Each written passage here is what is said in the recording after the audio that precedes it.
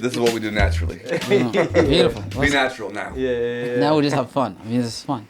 But I mean, like, so you were yesterday too. All family for you yesterday. Yeah, all family. Did the Halloween thing. You guys saw my. We did. Yeah. Donatello. Did you get to pick that, or you got left with? No, Donatello? I got left with that, man. Who would pick Donatello? Yeah, nobody. Donatello gets disrespected on a regular. It's the least desirable. least desirable. Did you do something for Halloween? I didn't. You did not? I had a gig. I was the MC for for one of my guys' movie premieres. Oh, yeah, that was Friday. That was scary movie. Yeah, so I mean that was an adventure, but it was a dope experience, and the cast and the crew, everybody was there, so we were all on stage, just sending it up for somebody that was. It took 2 years for them to make this movie. They shot for 8 days, but the whole process took 2 years. Wow. Yeah, wow. That's right. kind of. We were talking to Dan Perlman a bit about the process. That's I can't really fathom. And Mike came out saying it was okay. And those I said it was phenomenal. By the way, it was an honor to be there. I can't say what you say on the camera. That's a great out. How was it? It was an honor to be there. Yeah. But there's something to be said about anybody that starts a process, sees it through to the end, and accomplishes something, let alone their goals, let alone if it brings good things to other people. And our guest today has done just that with his life. Yes. Somebody that you know personally, if you wouldn't mind doing the honors. Yes. So phenomenal guy. I got to meet him. He's a lawyer. We got to sit down with a couple of his client. I was the translator. Immigration lawyer. And sometimes, when you go there, you're there for business, right? But then in between, we just have a fun dialogue, and we're just shooting jokes, we're laughing. I'm like, this guy's fun to talk to. And on top of that, vast amount of knowledge.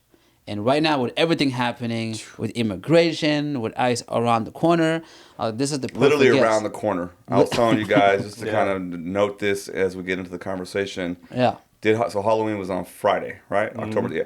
And so hours before the kids in Evanston, and this is the first time we're doing a recording of the episode on a Sunday evening. It's kind of a different vibe in the building, right? It's kind of, there's a beautiful, evening outside, but inside Annenberg Hall is sort of mellow. But a couple hours before all the families and stuff went out on the streets for Halloween, there was a big ICE raid, and the community was out because there was ICE sightings, and there was vans, and I saw my first ICE officer. We were driving to my house.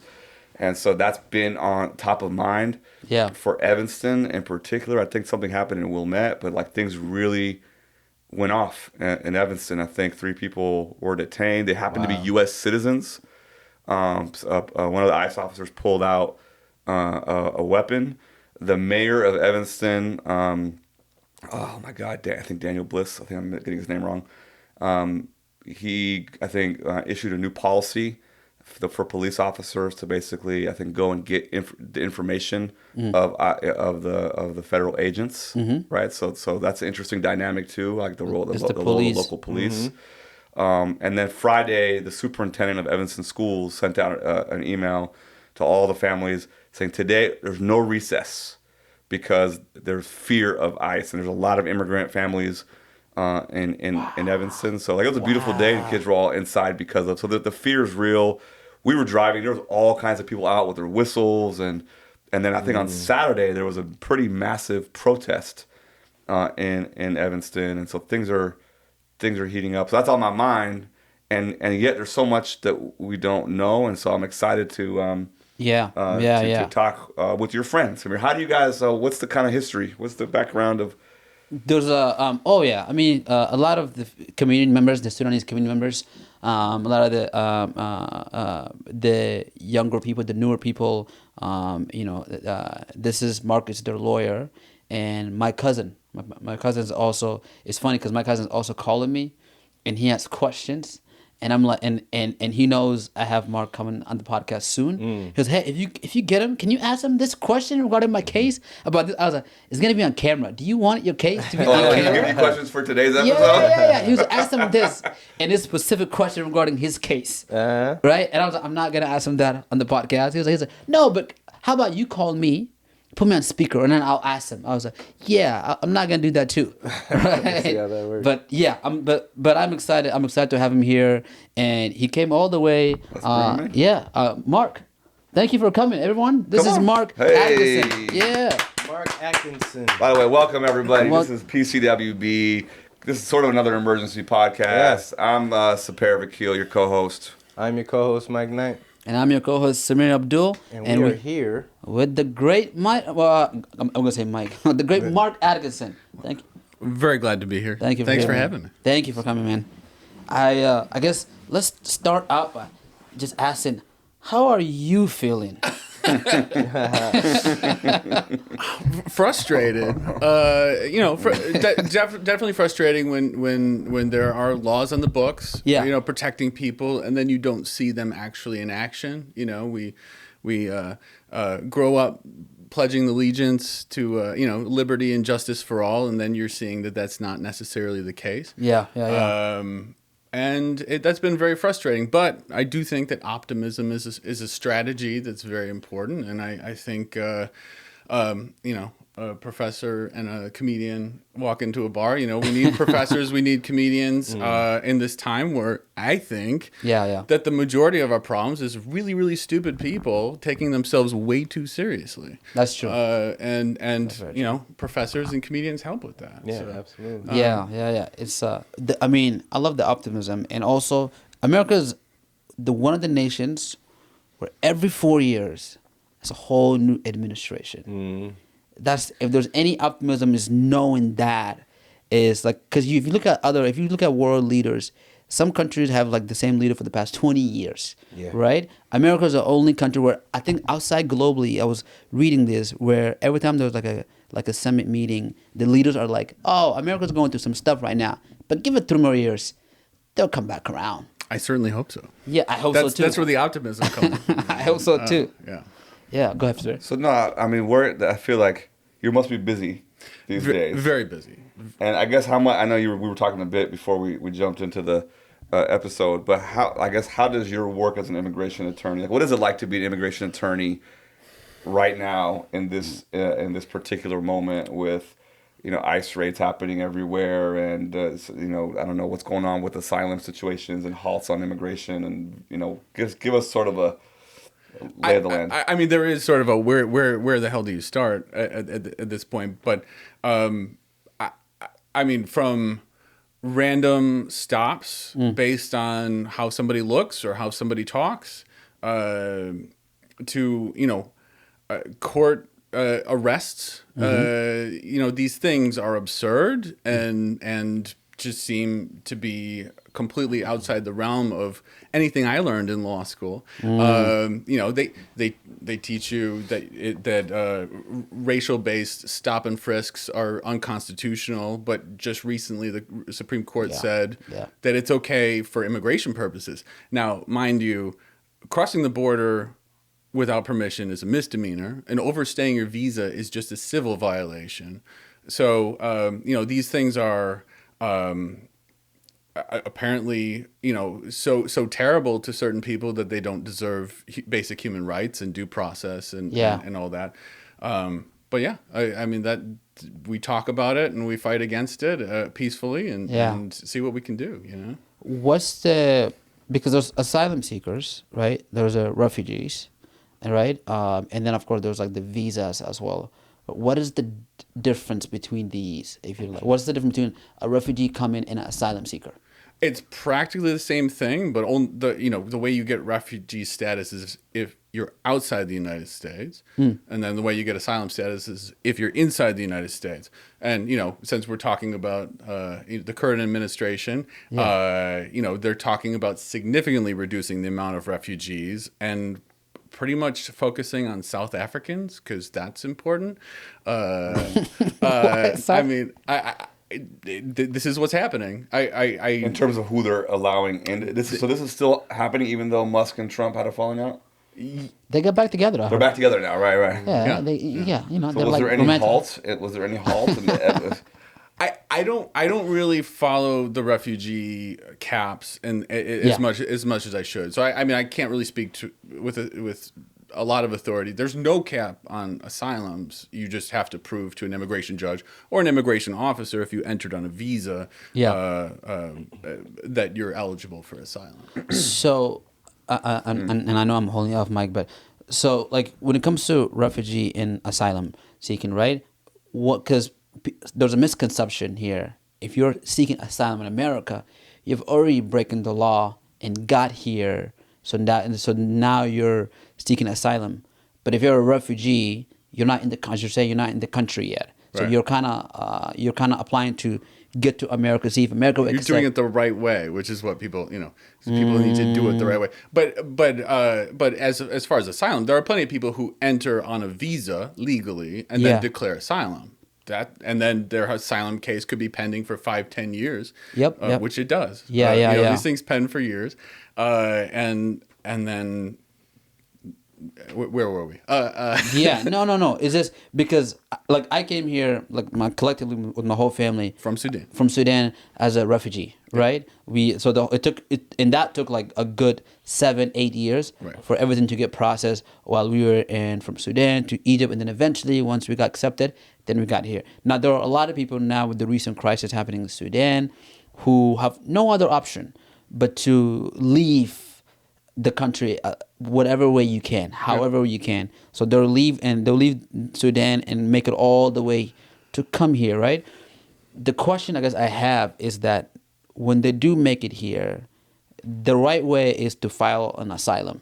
Within 1 year, you're supposed to file within 1 year of entering the United States. Interesting. If that 1 year, you have to do some form of applying within that 1 year. File a form. And if that 1 year expires, then you could still file it, but it's going to be significantly more difficult to get an asylum. Interesting. Go ahead, Samir, can you? Would you mind? I don't want to put you on the spot, but could you speak? Because you brought up Sudan and the crisis has heightened, just in the last 72 hours. Yeah. And I know this has been a top of mind for you. Would you mind speaking on it just a little bit to give our viewers a little bit of context? And then I'm curious to kind of connect the dot back to is there a willingness by the U.S. to take in folks, or how that's going to play out. But I think if we can kind of just sort of paint a picture for our viewers a little bit about what's happening, why Sudan has been in the news, especially in the last 2 or 3 days. Yeah, of course. Because Sudan, it's the same. What's happening now is the same thing that's happening 20 years ago, which is the reason why we also left. Right? There was the conflict in Darfur, Sudan, that was happening back in the early 2000s, and the thing was back then technology wasn't as advanced as now, so the world doesn't know what's going on, and there was a lot of people there, and it's the same party, it's the same thing that's happening right now. And what happened was that a lot of people ended up leaving as a refugee. So back in the early 2000s, a lot of refugees come from Sudan, from Darfur specifically, right? The capital, Khartoum of Sudan, was okay at that point. But all the fighting was happening in Darfur. And of course, we can go on a whole topic of is this a proxy war? Who's providing this and that and that? There's a lot, right? But it is essentially a proxy war. And the predominant key player are usually, as it is, the UAE, because Sudan has a lot of minerals, a lot of gold, right? In particular. Gold is very heavy. So that was the reason why this was happening. The UAE will provide weapons to the militia, and the militia in return will extract, send gold back to them. And this was illegal, so that it has to be smuggled through planes to get over there, and people left for that reason. And then what happened recently was that I think this started essentially the international community recognized that there was a genocide happening in Sudan, and then the current latest president, they ended up arresting him. Then that leaves essentially the military still intact, and then there's a militia. Both of them there's no leadership, and both parties wanted leadership of the country now, and hence that created the conflict that's happening now. Both parties going back and forth fighting. The only problem is that the militia doesn't really care where is fighting, who's getting killed. While the military is like, we can fight, but not in the civilians area. Let's take it outside, etc. Right now, for a lot of the civilians, it's just the lesser of the two evil. and the lesser of two evil is the military as opposed to the militia, and the militia is backed by UAE, and now what happened was that footage came out. A lot of footage came out of Darfur, and more people are seeing the massacres and everything that's happening, which is really brutal. And a lot of the youngsters, a lot of the people in the 20s, 30s, all that can all fled, right? Which is why you see a lot of refugees coming to America. Are they coming? So is Some the are U.S. coming- one of the main destinations? One of the main destination, but there's a lot of other destinations. There's a lot of European, Egypt. a lot of Egypt's another one. Oh, a lot of them in Egypt. But even when they go to Egypt, it's just a means of destination to leave Egypt to go to Europe or Canada or America, right? So I have a lot of families, a lot of cousins who will call me who are figuring out how to get to certain countries for job and anything, because they're like, Egypt, there's nothing in Egypt for me. There's no job, nothing here, right? But that's kind of essentially within the past 72 hours. What happened was a footage came out of what's happening in Darfur, Sudan. Al Fashir is where it's essentially where my family's from. That's taken over now by the militia, and that's the big, the big outlash you see on social media because of this what's happening. And so it is very interesting to me because usually a lot of asylum seekers, they came here because they have no other option from whatever country, you know what I mean? And with visa that's kind of optional. Immigration is a little more optional. You get to kind of apply for a visa and get here. With refugee or asylum, it's almost to me like you're escaping something. Absolutely. Right? Yeah. Interesting. And I guess so. I don't know if that answers your question, Yeah, Sepehr. no, definitely. I think that's very illuminating. Mike and I were talking about we want to know more, and we'll have future episodes where we definitely pick your brain more and know more about your story. But so how does this map onto the current immigration landscape and also the Trump administration? Like what's their mindset towards the crises that are happening around the world like that in Sudan? And Well, you have something called TPS, temporary protected status, and under Biden there were a whole bunch of countries that had TPS, and that just protects people from removal and gives them work permission. So you have Cameroon, Sudan, Ukraine, a whole bunch of, and he pretty much removed Haiti. That's a big one. Wow. Pretty much removed all TPS for just about everybody, and then the courts it has to go through the court to be done properly. is that a mechanism to slow down asylum cases? Well, there's TPS and then there's asylum. Those are two separate things. Okay. So what I'm saying is, you go from Biden, who I think the system was already pretty tough on immigrants, to Trump, who's discontinuing all these TPSs. These are people who said, look, I'm not from here.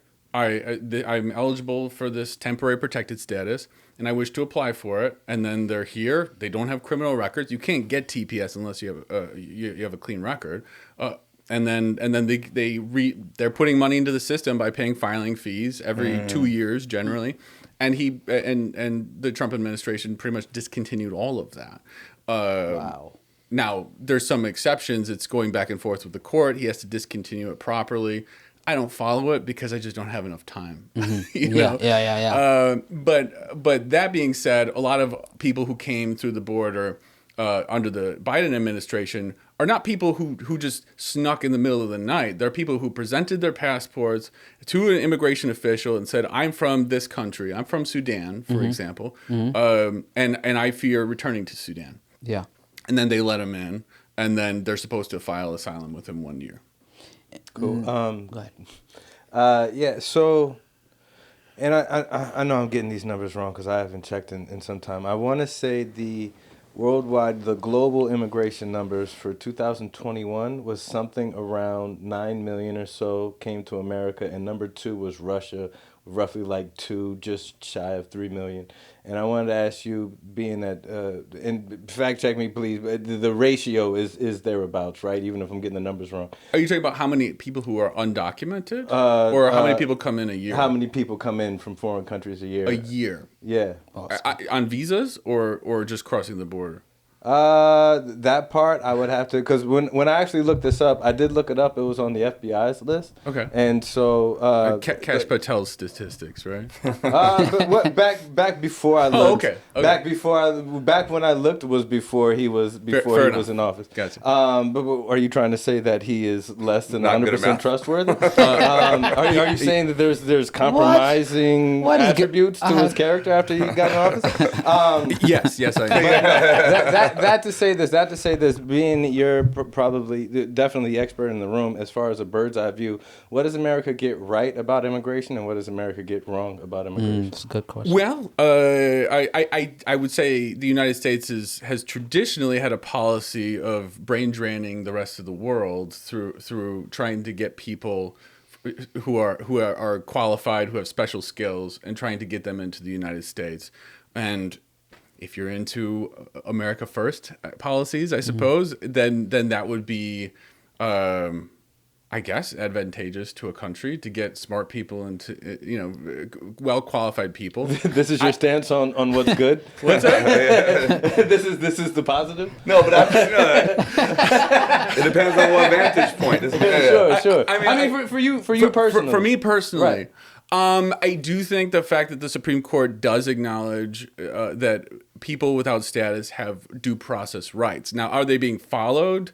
Not all the time, and significantly less now than they were so in the past. But it is good that people have due process rights. I mean, if you don't have due process rights, we're talking about an administration that says we can't trust the federal government.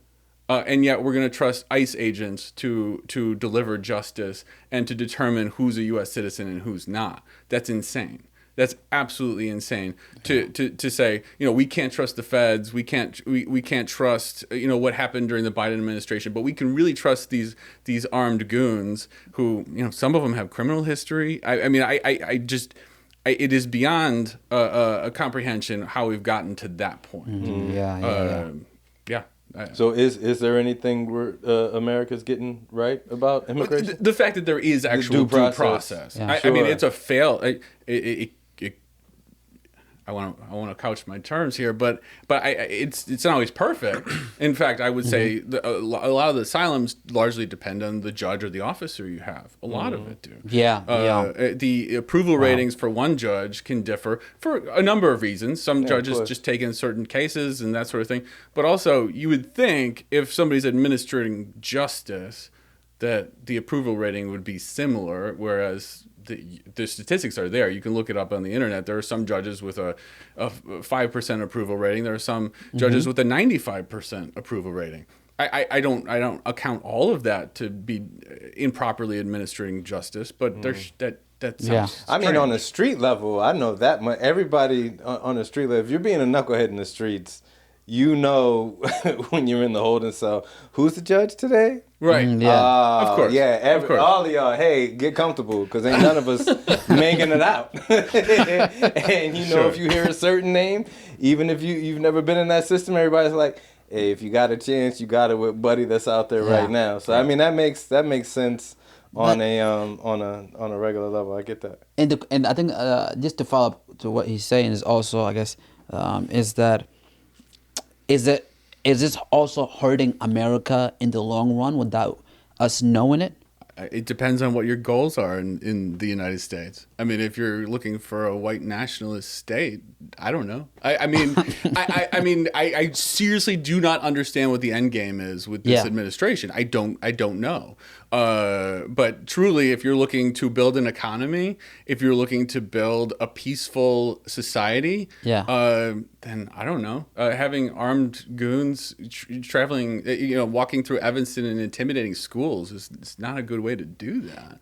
And I mean, like, I've read, right, like, this is on the news now, even, like, there was, like, farmers who came out who supported Trump and this administration, who came out and complained that they're losing workers now because Trump is sending them back. And it's like, it's hard to comprehend that itself, because now you're like, wait, you didn't think this is going to happen? Hard to comprehend that somebody didn't think it was going to happen.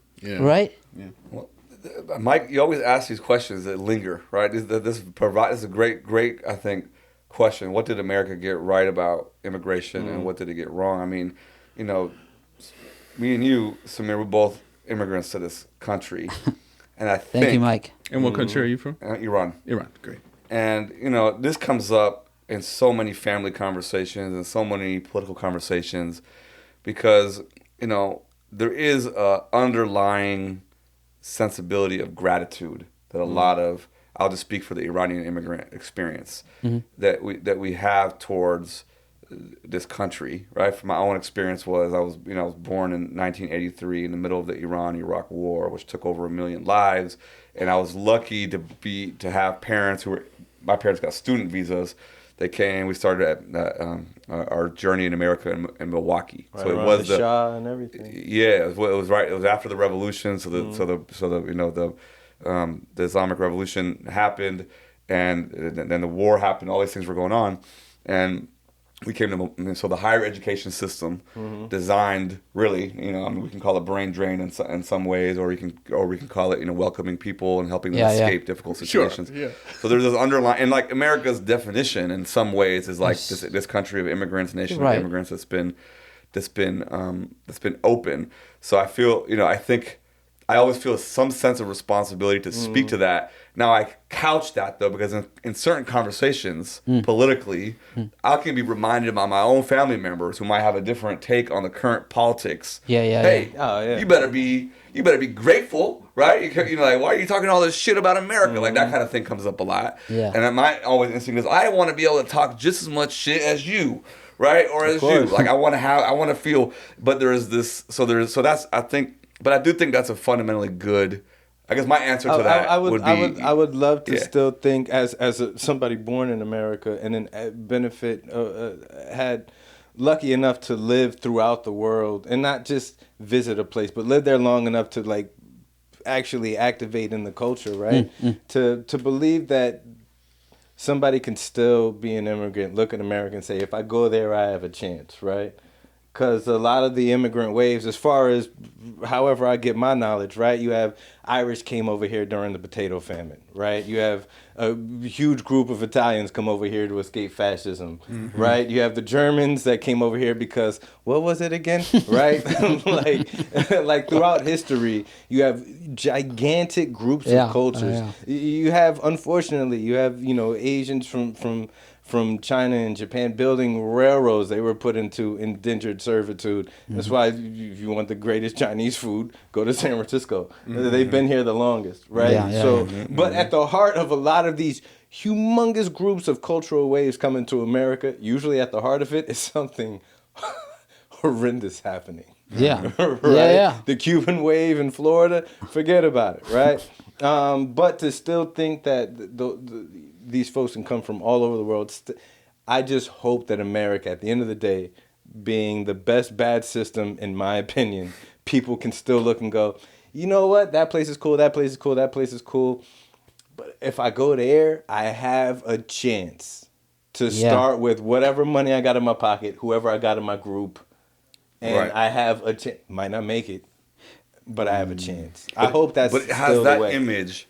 My sense, I guess I'm going to ask this to you as the immigration expert here, has that image of America, right, that has invited people who are experiencing difficult situations in different countries, has that image of America as a place to come to, has that been shattered? That's my sensibility right now. I mean, people are not looking to. Are people in Sudan looking to America right now? Are people in Iran looking to America? Can they? At this point, I don't think that people are able to actually get in. I mean, during the Biden administration, they were acknowledging the asylum laws and international laws that were agreed upon, over 50 years ago. That there's such a thing as a refugee or asylum seeker, and if they say that they're fearing and that there's a credible fear at the border, that they should be let in. They've stopped letting people in. I mean, how could the current rhetoric and the current policies not? I mean, shattered isn't the optimism that I like. It's tarnished, absolutely. But I refuse to believe that it's shattered in the sense that I do think things can get better.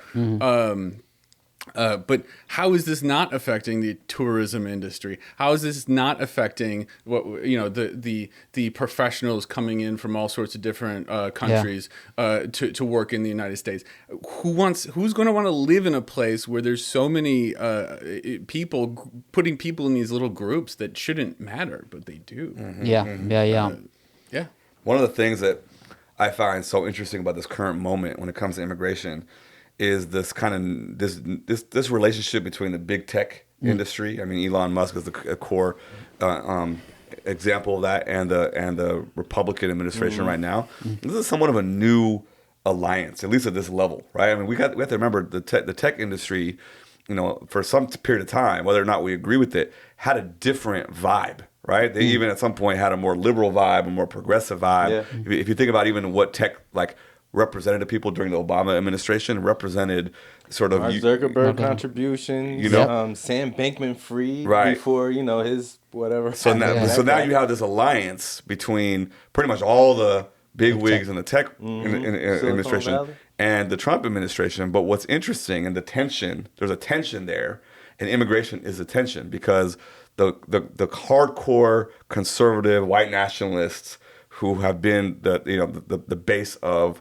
the Trump administration, they're anti-immigrant, right? And the tech industry knows almost better than any other industry in America that they need immigrants. And so now there's been some, and even when Musk was was working closely with Trump, that is a point of contention. I'm wondering, are you seeing any of that on your, in kind of in the office on a daily basis, or how is that stuff? How do you expect that to play out in the coming years? Well, I mean, I don't know if Musk and Trump are getting. I don't even know if Trump knows who Musk is at this point. It's hard to say, but I mean, it sounded like Trump and his MAGA folks were trying to mess with the H-1Bs, the business visas, and yes, I mean that seemed like some contention. I don't know how I can expand upon that, but I mean, it seems like we're shooting ourselves in the foot, but as a country, but then for voters, for Americans to think, what is the purpose of this country? Is it to create this homogenous group of people that all think and act the same, or is it this conglomeration of Yeah.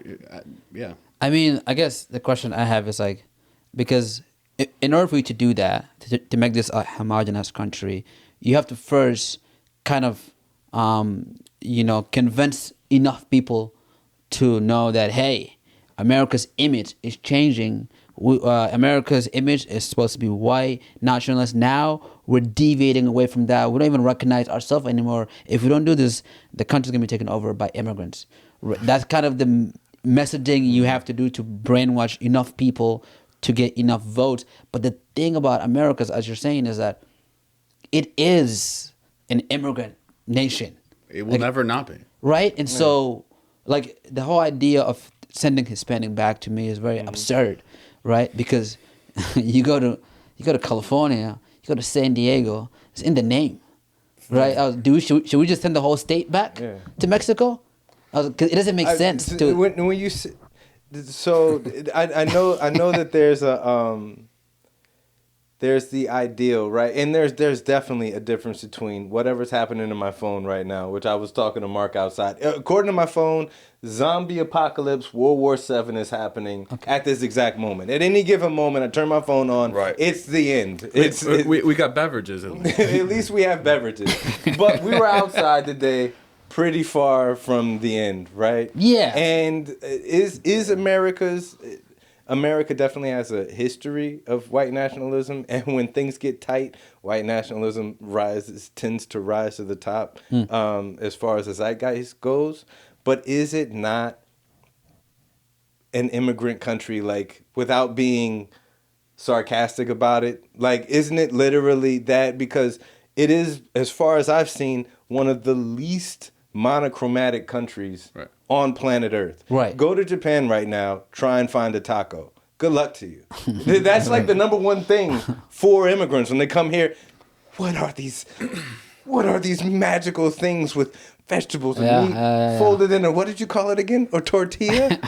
Bring this back to my country right now. You'll be a billionaire.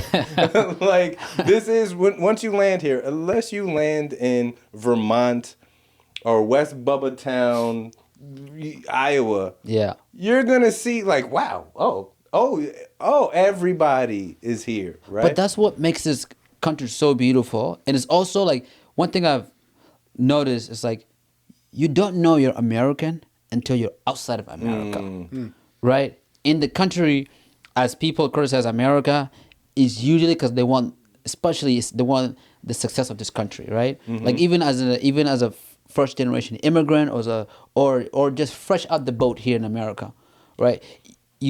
When you're criticizing America, I feel like it's coming from a place, for me in particular as well, is that because you feel like this is your home. That's it. Right? You feel like this is my home, and I want my home to be the best home possible. Because when you go outside of America and you hear someone else, a Qatari or someone else, shitting on America, you're very quick to defend it. Yes. I find myself defending it when I'm in Sudan and I'm in the market and I see people fighting, and then someone says something about America. I was like, yeah, careful now. Right? And we talked about that. And I did the Obama voice with that. I didn't even know why it came out in the other. Careful now. Careful because now. You came to Chicago from Iowa. I came to Chicago from Nebraska. And at a certain point in time, I don't know when it happened. There was a certain point in time where I'm starting to try and live in Chicago, but I spent the last however many years in Nebraska. And then there was a certain point where I was like, oh, I live in Chicago. I identify as a Chicagoan, and I'm going to go visit my OGs in Omaha. You came out from California, but now if you go back to Cali and somebody's like, the White Sox stink, deep dish pizza, you'll be like, what? Chi-town, baby. Yeah, there's at a certain point in time you identify with where you are. Yeah, I mean, and that's the beautiful thing about America as opposed to other nation. It's that. Because I don't know how long I could live in Japan and one day and be like, I'm definitely Japanese now. Shut up, bro. But where's the public sentiment at, right? Because I feel like if we think about like the big narratives about immigration, there's the one that we've talked about, which is like, this is a country of immigrants. It's always going to be an immigrant country. We should continue. People like Samir and myself our families have benefited from being welcomed, and it hasn't been a story of, exclusion or marginalization at every step or every turn. Quite to the contrary. Like especially cities like Chicago. I lived in Chicago now. I mean, Evanston, Los Angeles, the Bay Area, and amongst other cities. And it's like, I think the story of at least my family is one of being like, more or less embraced. Right? There's stories of tension, but mostly that's the narrative. But then there's a legitimate and forceful narrative on the other side, which is like, man, Biden opened the borders, right? They're eating the dogs. And that doesn't. Let's also be nuanced about it, right? It doesn't only come from white folks, right? There are populations of African Americans in Chicago who are anti-immigrant. There's Iranian immigrants who are pro-Trump. We joke about this all the time, right? They're like, we're immigrants, but like we're the last ones. We shut the door behind us. So there's also a narrative around, you got to follow the law, right? And enough is enough, and you can't just open the border, right? And so a question that comes to my mind is, in the legal community amongst lawyers, what's the sensibility? Is there a consensus or a near consensus that what's happening with ICE right now is unlawful, or is there debates happening in the legal community? Okay, boy, yeah. It's like, I mean, you have attorneys from all different walks of life. The majority of the attorneys that I speak to are immigration attorneys, fighting for their clients. So obviously there's a skewed perspective there. There is an enormous question on whether people who did not enter with permission are eligible for bond if they get detained. Which, I mean, if you cross the border as I said, it's a misdemeanor. You cross the border, you get caught, and then you have some sort of asylum case or some other case. Maybe you're married to a U.S. citizen or something, and don't have a criminal history. I mean, I think most people wouldn't want that person to be detained, if anything, just for the expense of detaining that person. Yeah. I mean, I know people who have been detained for 6 months for what?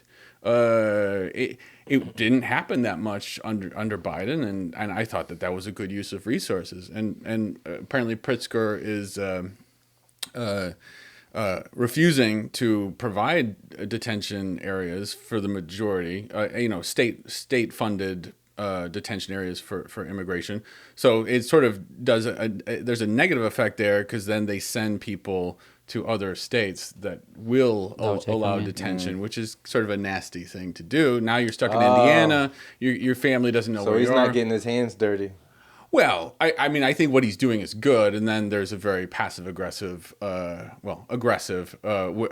response, which is like, okay, well, then we're still going to detain him, but we're going to ship him over to Kentucky. That's sort of a nasty. But then, if it's in Kentucky, it becomes Kentucky's jurisdiction, right? Yes, which is, it stinks. I mean, I can attend some of my clients' hearings through web, but most of the time, if somebody's in Louisiana or Kentucky, I would say you're going to want to get somebody who knows that judge. I mean, it does really help to know the judge's level of thinking and all that kind of stuff. And would you also say, just following back to Sepehr's question regarding between the legal community having different beliefs, would you also say that's the same thing with the judges as well?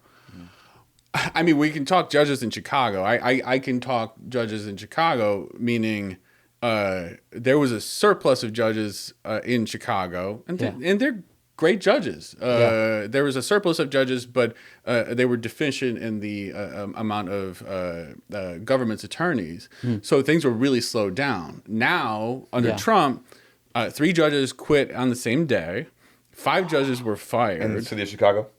In the city of Chicago alone, 2 judges one was the head judge of the entire country, and the other one was the head judge of this jurisdiction here in Illinois.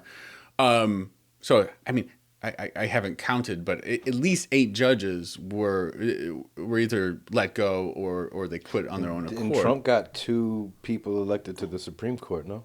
I believe so. Yeah. 2, more than 2. 3, I think. 3, I think. 3? Yeah. Is the intention to this to get rid of these judges and is to slow everything down, essentially?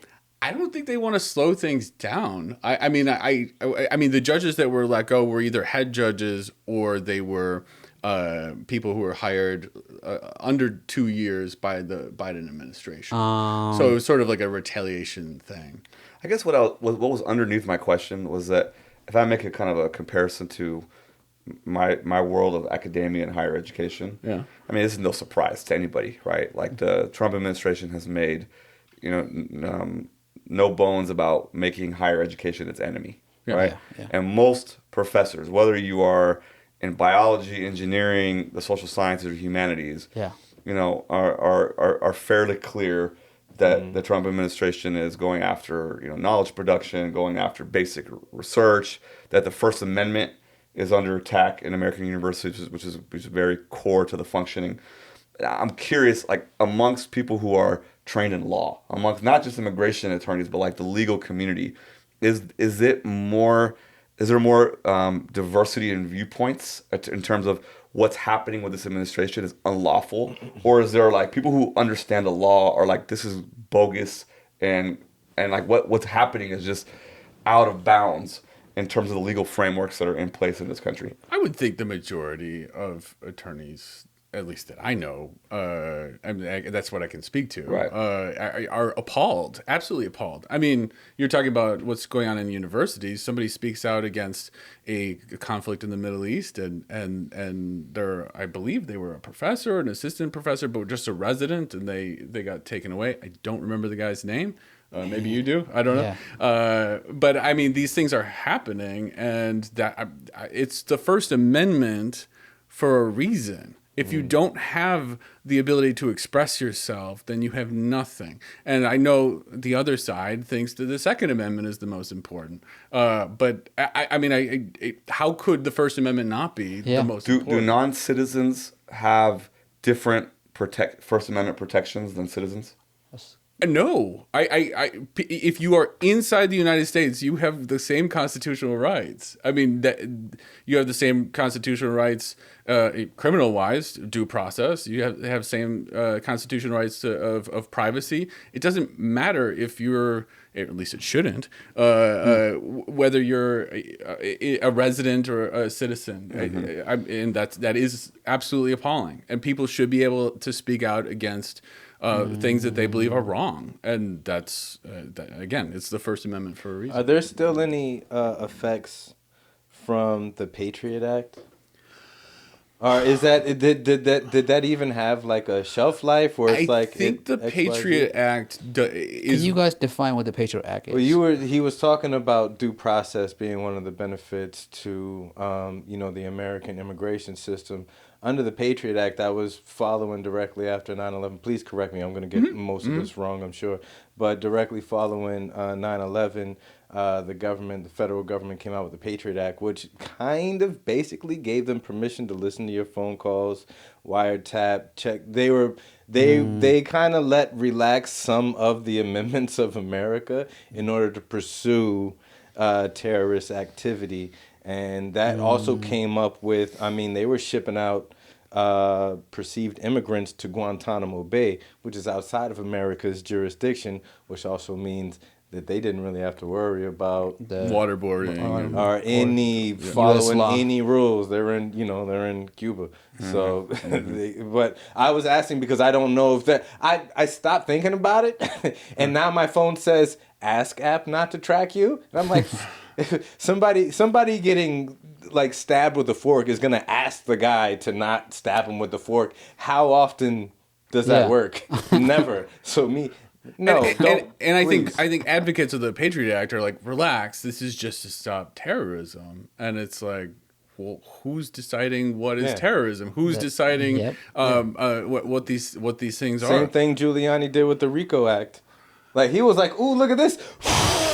This works exactly for what I needed to do. For you're talking about to get the mafia. Is that what you're saying? Yeah, basically, because it wasn't Giuliani didn't come up with the RICO Act, so somebody today could take the Patriot Act if it's still in effect. Well, that's what they're doing, is using the Patriot Act to maintain. So that is what's happening. Yeah, I think so. In a manner of speaking. I think so, and it seems like as the executive branch progressed from, I would say, from a long time ago, it just seems like there's this continuous encroachment on power by the executive branch. I mean, even Obama was somebody who definitely increased the amount of power for the executive branch to the point where I would be like, careful, we don't know who's next, and now we know who's next, and they're abusing power. And again, to say this is just to prevent terrorism. And so I guess for voters, they're like, well, or U.S. citizens rather, well, I'm not a terrorist, so that doesn't concern me. But who defines what terrorism is? Are you telling me it's hard to get the genie back in the bottle?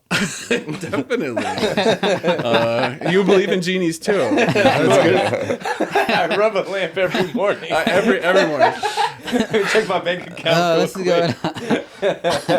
So, I guess for even to like give it more of like a broader perspective for the general audience, right? When you see like early on during this administration, when they're labeling like a lot of these undocumented immigrants, like they're stealing our jobs, right? Some of them are criminals, and some we assume are good people, right? We assume. Yeah, we assume. So when you're looking at that, what is that actually? Because I know this is that how false is that, right?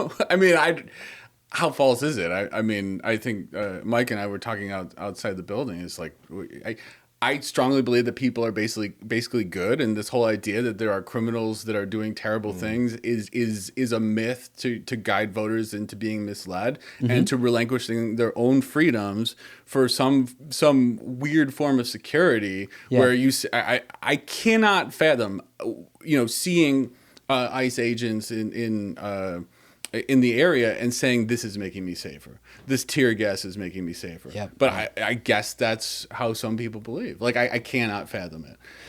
Because there are people with major platforms that supported this administration, but they were under the impression that this administration is going to only target the criminals, the people, the migrants that have a criminal background that came here. That's our main target. We're talking about Joe Rogan here, right? We're talking about Joe Rogan. We're talking about like him in particular as well. But like that was what they were fed, that hey, this administration is gonna go for the elite, the criminals that are in this country. Right. The thing is, they made it very clear that they're not going. Like also, like I don't know the last time I read where they caught a criminal. Everyone that they are catching are the basic, just civilian that are working at Menards or just these given, And the United States government was getting criminals after criminals. I mean, I don't like that term myself, but people with criminal convictions, if they didn't have status after they served their term, they were convicted of something, whatever they did, they would be given 24 hours to be handed into ICE custody. Mm-hmm. That was happening before the Trump administration. Yeah. It doesn't make any sense. So I mean, from a legal perspective, it's like we were doing these things already. Yeah. Yeah.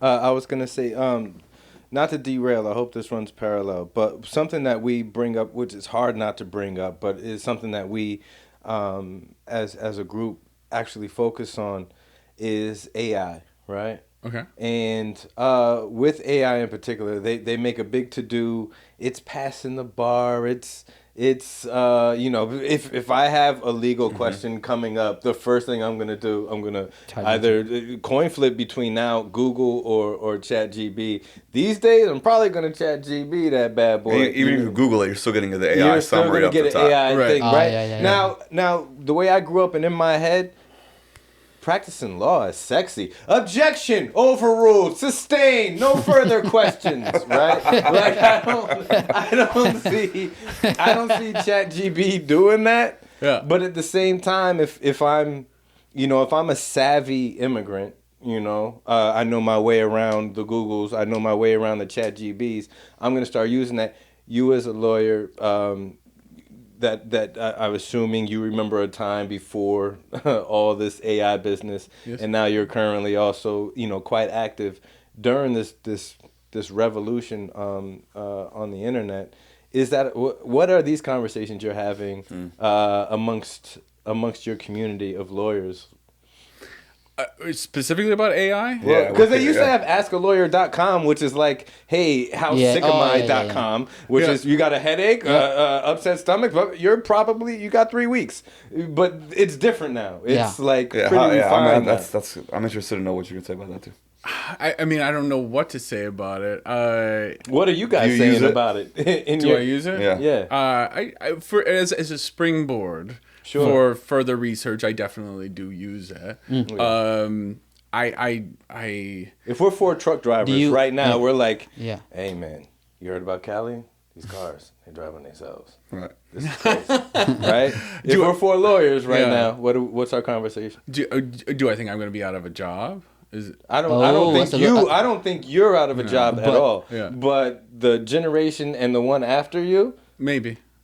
Wow. Because there's a big debate, in this building and education and K-12 and universities about is AI good? Is it bad? Should we use it? Should we embrace it? How do we do it? Is it good for language? These are active debates. Yeah. Is it similar in the legal community? I think so. I think there are definitely some debates as far as the absurdity of, one side gets their AI generated brief and then another side gets their AI generated brief, and then the judge could use AI to brief those two things and then to come up with a decision based on computers. I mean, like, we're not that far away from doing that. Wow. I mean, how a judge could do that right now. You just plug and chug the briefs and see what AI comes up with. To go back to kind of an earlier part of our conversation. So we have Judge Johnson. Okay. Hard ass. If you're going in there, good luck to you. You're getting some kind of time.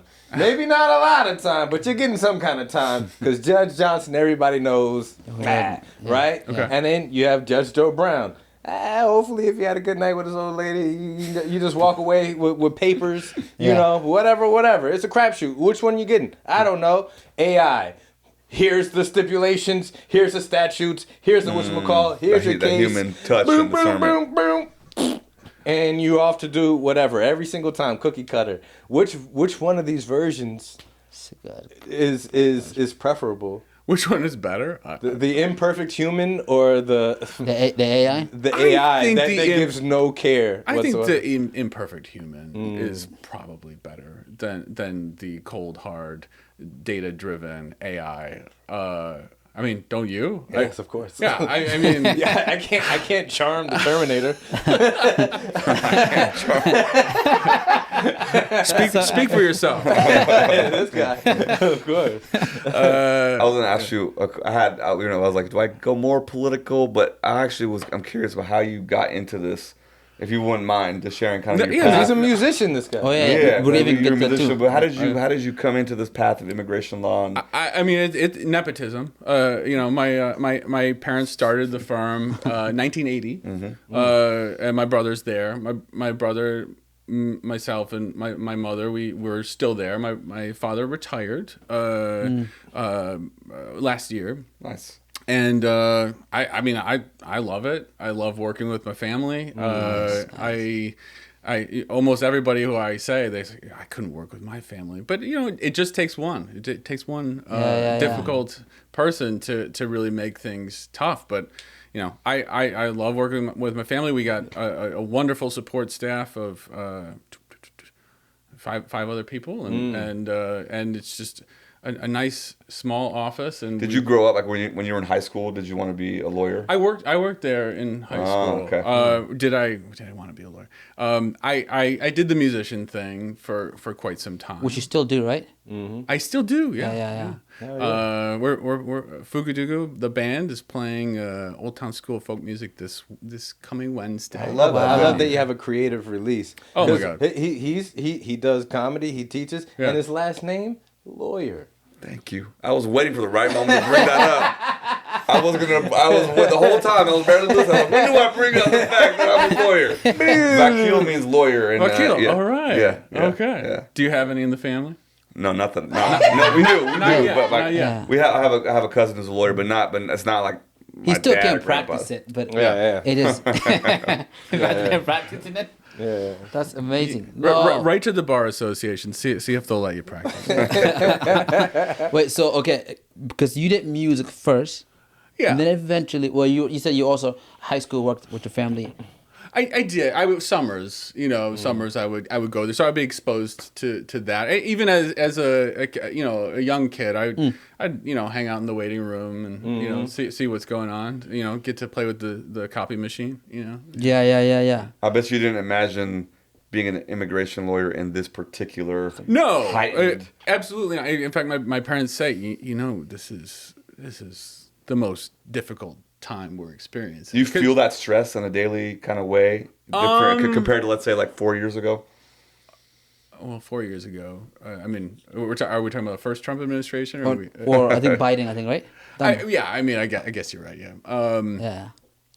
Yeah, I mean it's very stressful, and not to mention the fact that they come out with these new policies, and then they get challenged with the courts. So then, if you have, let's say, 1,000 clients, and then Trump does some decree saying everybody's going to have to do X, Y, and Z, and then as an attorney, it's probably not going to happen, but it's going to it's going to start to happen, and then it's going to get challenged in the courts. For example, he just decreed everybody who has an asylum application pending has to pay $100 a year just cause, So then how many asylum clients do I have? A lot. And so then they all call me, and that is incredibly stressful. I have a wonderful team of people in my office who can handle those calls. But then just last week, a judge was like, no, the way he did it was unconstitutional. So all that time of like getting people to pay the $100 fee, it was all just wasted. It's just wasted time. It's so unnecessary. It's such a waste. Is that kind of like a filibuster kind of? Is he kicking the can for any particular reason that we're not in the know about? I think his supporters just love seeing people it's suffer. Headline snatching. Yeah, I mean they love seeing people suffer. I that there's no getting around it. Man, that's so interesting to see. Would you? I guess, is it harder now? Are like clients calling you with? Because I know, like even with the family members and the community that I know, they're constantly like, I don't know what's going on with my case. It's taking too long. Yeah. And so, are you like with everything happening right now? Are more clients calling you with uncertainty? Absolutely. No question. Just to share a little tiny story, because it's central to this area about what's going on with ICE now. Thursday, just about to leave. You know, I got my team members who were about to leave. There's a phone call. This guy, he's stuck. I guess you would call it a dragnet in O'Hare. He's a driver. Mm-hmm. He's got a case pending, and it's not completed. And he's like, They took 15 cars and they pulled them. I don't know how you pull over 15 cars, but they took a bunch of cars and they said you can't go. And then they're asking, are you a citizen? Are you a citizen? Are you a citizen?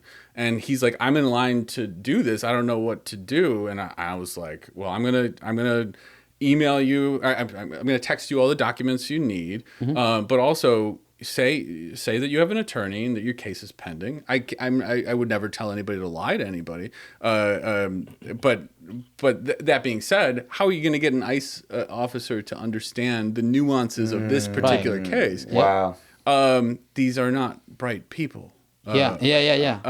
So then it comes his turn, and he's still on the phone with me, and he goes, these are my documents, blah blah, and by the way, I have an attorney. He's on the phone. Do you want to talk to him?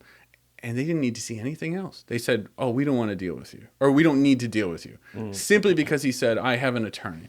That being said, wow. As in like they let him go. That being said, so I'm in my 40s, so I've gone through some profiling in my life. Sure. Ask my dad, his stories are worse. Keep going back, you get the picture, right? Yeah. And without giving away your practice, we definitely want people who have these questions to come see you and get the best information. But anytime I get a chance to interview with a lawyer or talk to a lawyer, I always ask the same questions. When and if I get pulled over, what is the best thing for me to do? Now, if you're an immigrant, right, and you're in America, boom, ICE, you can't get away, or whatever, what have you. You get the knock at the door, you can't get away, blah, blah, blah, blah, blah.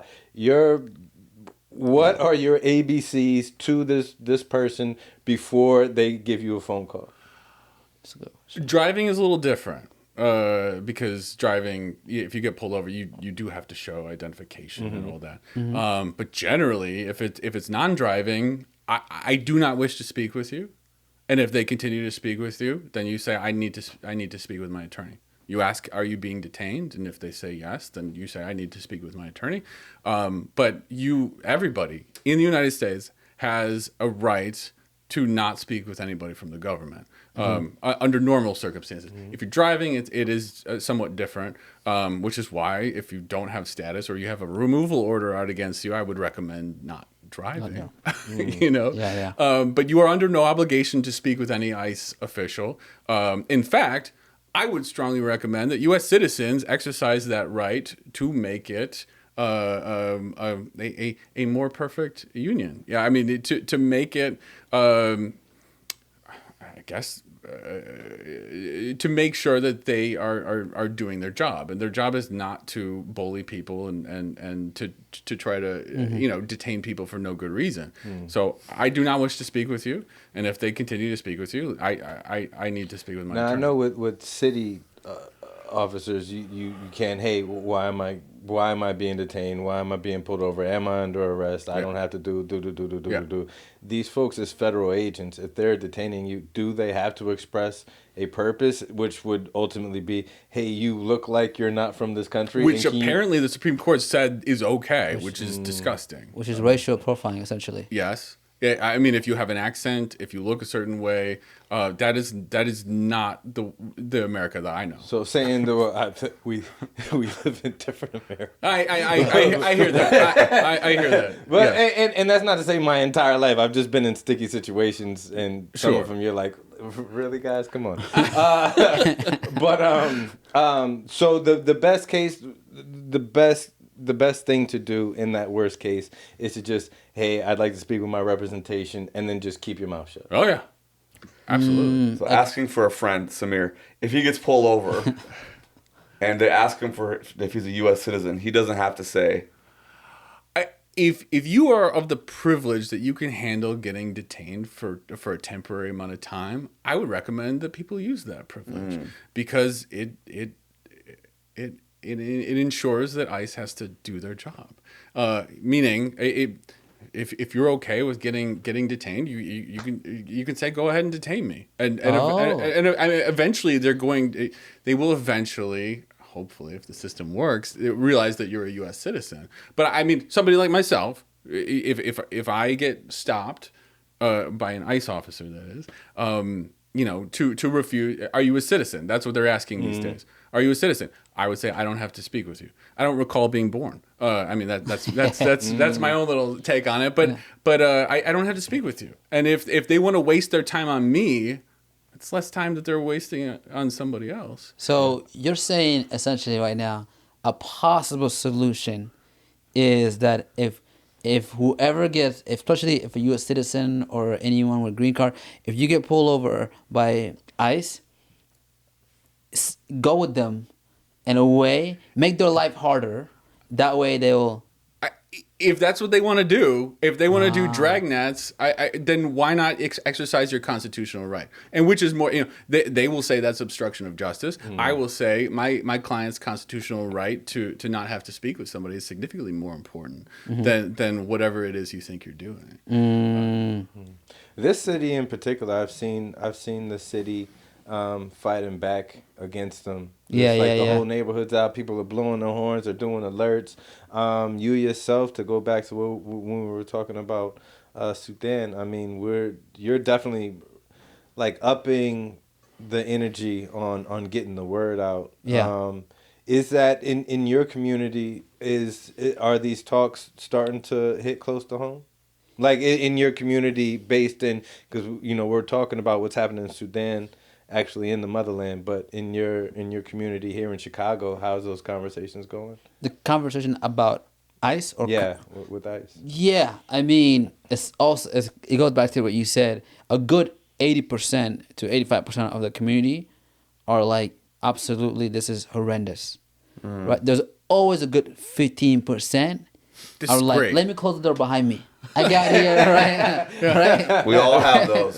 And then you go to my folks, and my folks like, why can't they take these people, the one that are like close the door? I do hear that a lot. I hear that a lot. But majority of people, of course, they're like, they're terrified. There's a lot of truck driver stop working truck because they're afraid that even though they have cases pending, that if they get pulled over, they will be taken away. So there's a lot of people that quit that, and it's overall it brought a lot of fear, and also not to mention amongst the community itself, amongst white folks and other people from the community, there was a division that this administration is creating to be like, if I'm white, I'm like, hey, I'm okay. Nothing's gonna chances are you may be a citizen, but maybe you have a family member who's not. Like there was that division that the administration created. I'll get pulled over by a city cop, but I'm not worried about getting pulled over by ICE. Right. And if I do 30 seconds into our conversation, I'm like, all right. But would you talk to them? Or would you say would you say I don't? Would have I talk to him if I get pulled over and lights are behind me and it's at nighttime? I'm turning the light on. Yeah. I'm dropping the windows. Right. I'm presenting my hands. Sure. And I'm shouting every move I'm about to make, because I don't know if you've ever had a cop pull out on you, right, but that hole in the front of that thing gets big as hell when you think it's about to be over. Yeah. So again, my experience, I don't come from a culture where challenging the police, unless that's what we're all doing. Right. Unless we're having a discussion and hey, us versus them time, challenge. Yeah. If we're not having that conversation, then I'm trying to make it to the other side of this interaction with that guy who has a badge and that thing on his head. Yeah. Right. So my perception of it, I'm not going to cause trouble Yeah. to 12. I'm for an ideal. And unfortunately, to a degree, and I'm not captain of Black America, but to a degree, when things start to happen amongst the immigrants in America, and again, this isn't all Black folks, Black culture, but I'm confident that this is a section of Black culture. You're talking about your 15 and 85%. There's going to be a section of Black culture that's like, they've been hanging us up by our big toes for the last hundreds of years and woo, and now everybody's focused on them people. My SNAP benefits is finna go out 2 days ago. Who's worried about us? We keep looking over that. So that's a big part of our community, which is why do I care about them? It's like I have issues right now, and I was born here. My daddy was born here. So it is. You'll definitely sympathize, but there's a part of the Black community that they'd have to look over their own problems to see somebody else's problems, and it's not gonna happen. I'll tell you, like I'll even give an example. Like an example to this was like there was a video I posted like a while ago, and I remember in the video there's a lot of comments, and one of the first comment was about it was a Black woman who immediately replied back right away, and she was like, "Hey, you should just stay quiet. This is not like as a Black man, this is not for you right now." And it was like, let them handle their fight. When we were suffering, they didn't speak up. Now that ICE is here and predominantly targeting brown people and Hispanic, let them fight their battles, because if it's us, they're not gonna fight for us. That's the first comment that I got. And I'm like, it represents a sentiment. Right? And I'm just like, obviously, what the only thing I said next to her was like, that's how it starts. You get one minority, and then eventually, then you get rid of that, get another minority. By the time it comes back to the only minority left, it's too late. There's no one else there to back you guys up. It's just the idea of conquer and divide, essentially, right? But like that's the feeling. A lot of there's some Black folks who had that same feeling, and because America, there's so much injustice between different minority groups, and often the case one minority group is going through so much difficulty, the rest of the country is not speaking up, and that's still an open wound for a lot of folks in the Black community, and I would imagine to a degree in any American-born community, if you see I would liken it to, right, we're all brothers to the same mom and dad, and then mom and pop adopt a child, and now all of a sudden we're getting less attention. You could more than likely build up a level of animosity to, it's like, we just adopted. I'm actually, I was in your belly for 9 months. I'm glad you brought that up, Mike, because I do think that a lot of folks understand politics through the lens of being in a family. Meaning, if somebody else in the family gets something good, then resources are being diverted away from me. Sure, yeah.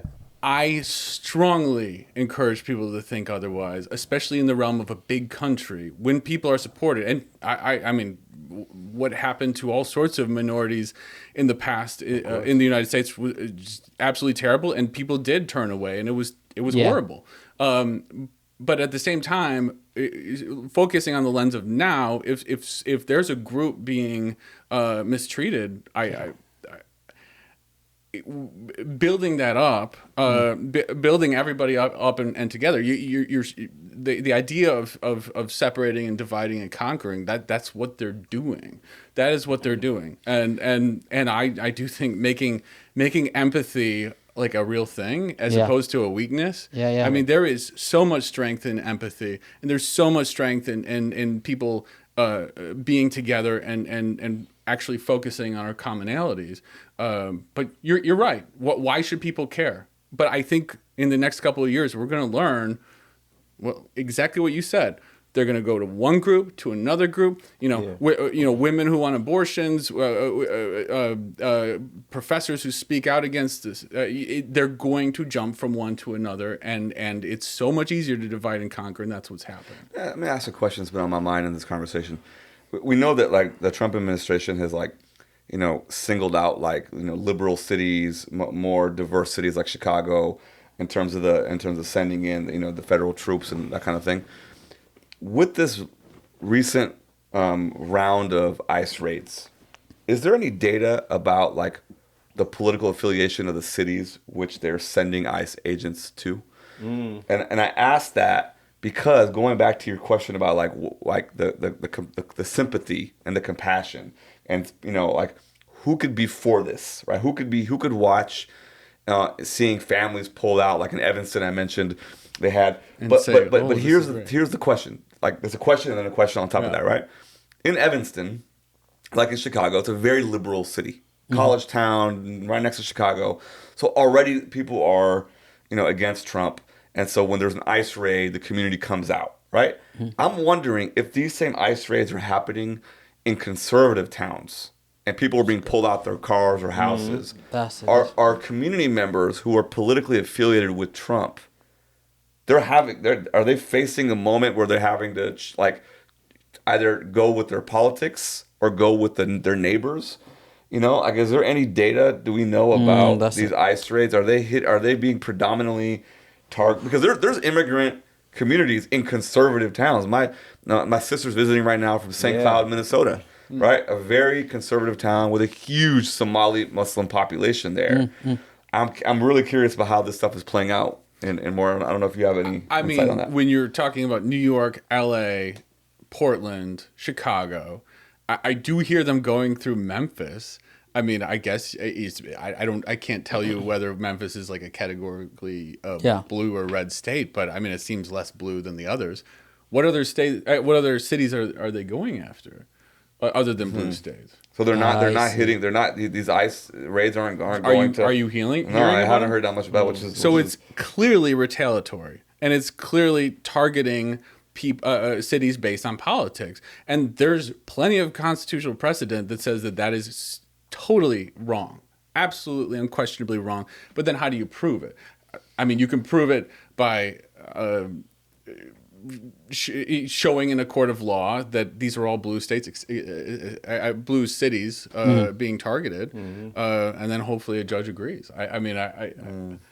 All right, leave us with some. You're an optimistic guy. You play music to deal with the stress and express yourself. Definitely. Well, this has been super insightful already. Thank you. What are you doing personally to kind of feel optimistic and hopeful and deal with the stress? Is it the music? Is it not, other outlets? Like how are you coping? I think if somebody cares, somebody's empathetic and they care, I do think being social is a revolutionary act. Getting people together, it's so isolating, especially with COVID being this people gravitating towards staying indoors and all that kind of stuff. It is a revolutionary act to get together, and not even politics. But that being said, there was the No Kings March, and it was absolutely. I don't know if you guys were there or not.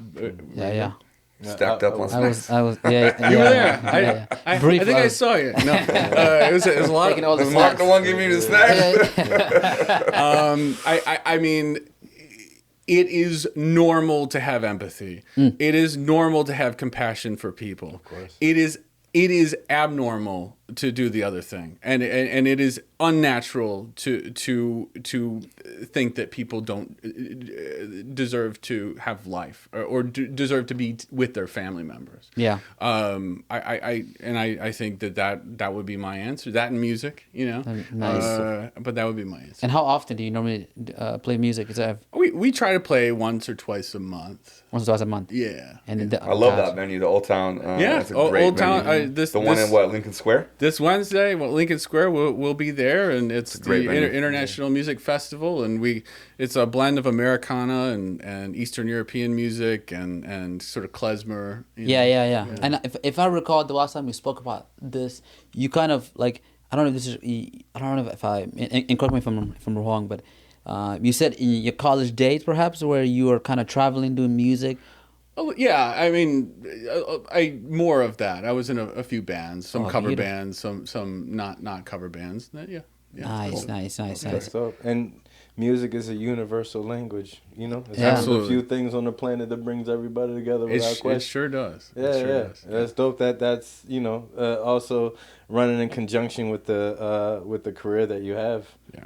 And if there's any advice you can give to especially asylum seekers or anyone who's right now have case pending and whatnot, especially right now with everything kind of being slowed down, what would you tell them? Would you tell them to like have hope and just wait it out a little bit, things will look bright, or will you tell them to like hurry up and get your shit together? Because It's a case to case. I mean, it's really hard for me to tell. I mean, attorneys have ways of speeding things up or slowing things down. Yeah. And it's just a case to case. I will tell you, as far as I am pretty much 100% on removal defense on my people from Sudan. So I mean, the system in Chicago, the immigration judges recognize the terrible things that are going on in Sudan. I think it's 100%. And I have lots of clients from Sudan, and again, that's optimism right there. It is. And before we start actually officially closing out, name of the firm, easiest way for anybody who watches this channel, this episode, that could use your services or recommend your services. It's the Atkinson Law Office in Chicago. Atkinson Law Office in Chicago. We can link it in the notes of it. I prefer you don't. Okay. I know. No. Let me remove it. I did a story. Enough. Get it. It has to do with the amount of business that we're. But I mean, I thank you. But yeah, it's the Atkinson Law Office. Beautiful. And then last thing, so much question we asked today. Last question for me will be like, music-wise, right? Music-wise, is there like venues in Chicago? If people want to reach out to you, how would they reach out to you to get you guys? I mean, it's Fugu Dugu. You can find us on Facebook and all sorts of different platforms. Beautiful. Fugu Dugu. We're on Spotify. Check us out. We'll check you out. Thank you. Beautiful. And I suppose I would thank you guys now. Is this now a good time? Yes, proceed, Thank please. you. Yeah. Thank you so much for having me on. It really means a lot to me that everybody's given a platform to talk about this stuff. So thank you for coming. Thanks Thank a you lot. for coming. Appreciate you, Great Mark. conversation. Right. So that brings us to the end of another emergency episode of PCWB, Professor and Comedian. Welcome to a bar. I am your co-host, Mike Knight. And I'm your co-host, Samir Abdul. Guys, and I'm Sepehr, Vakil. Do us a favor, hit like, hit subscribe, share it. We're getting momentum. We're in season 2. We have some great things on the horizon, but we need your support. Yeah. Thank you, guys. Big shout out to Mark Atkinson. Yeah, pop. Thanks again. Thank you, Mark, for coming. All right. And that has been it. See you guys next time.